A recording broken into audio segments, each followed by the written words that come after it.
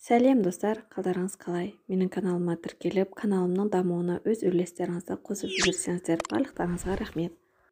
Бүгін сіздермен бірге жұмыртқаның қабығының адам ағзасы үшін қаншалықты пайда және оның құрамында кездесетін элементтер жайында ақпарат айтпақшымыз. Жұмыртқаның қабығын мусорға тастамаңыз, одан да өз керегіңізге пайдаланыңыз. Тауық жұмыртқасының қабығы 90% кальций карбонатынан тұрады. Оның құрамында ағзаға қажетті барлық микроэлементтер, атап өтетін болсақ, мыс, фтор, темір, марганец, молибден, фосфор, цинк, күкірт, кремний және басқа да толық 27 элемент табылады. Ең маңыздысы кремний мен молибден. Біздің күнделікті тағамымызда бұл элементтер жоқтың қасы. Олар болса, ағзадағы биохимиялық реакциялардың дұрыс түзілуінің негізгі себепшілері. Жұмыртқа қабығының құрамы адам сүйектері мен тістеріне таңқаларлықтай сәйкес. Онымен қоймай, жұлындағы қан жасушаларының жұмысын күшейтеді. Сәйкесінше, ағзаның түрлі радиациялық әсерлерге шыдамдылығын арта түсіреді.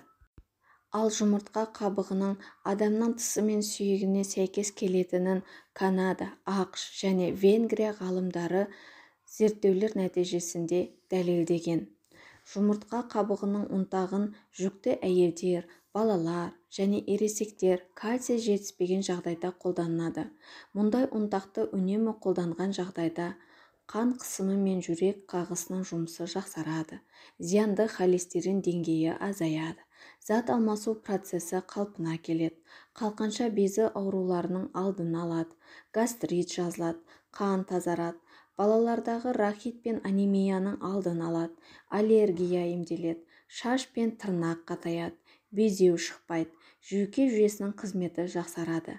Алайда ұнтақ кейбір ауруларды емдейтін дәрі-дәрмектерінің орнын баса алмайды, бірақ ағзаға аурудан айығуға көмектеседі.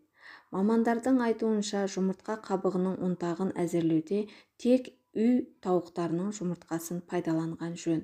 Жұмыртқадан ұнтақ әзірлеу тәсілі. Жұмыртқаның ішіндегін тазартып, жұқа пленкасын алып тастау керек. Қабықты жуып, 5 минуттай қайнатады. 5-6 сағат кептіріп, майдалау қажет. Ұнтақты қараңғы жерде және шыны ыдыста сақтаған дұрыс. Сондай-ақ піскен жұмыртқа қабығынан да ұнтақ дайындауға болады. Қолдану әдісі. 7 жастан асқан балаларға күніне жарты шай қасық ұнтақ беруге болады. Ал 14 жастан жоғары және ересектерге күніне 1-2 шай қасық мөлшерінде қабылдау керек. Тамаққа қосылатын ұнтақтан қабықтардың ағзаға пайдалы жоғары терапевтік белсенділігі мен бактериялық немесе басқа зиянды нәрселердің жоқтығын көрсетеді.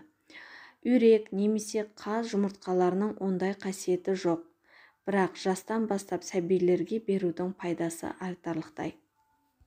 Осылайша достар, бүгін сіздермен бірге жұмыртқа қабығының қаншалықты адам ағзасы үшін пайдалы екенін білдік.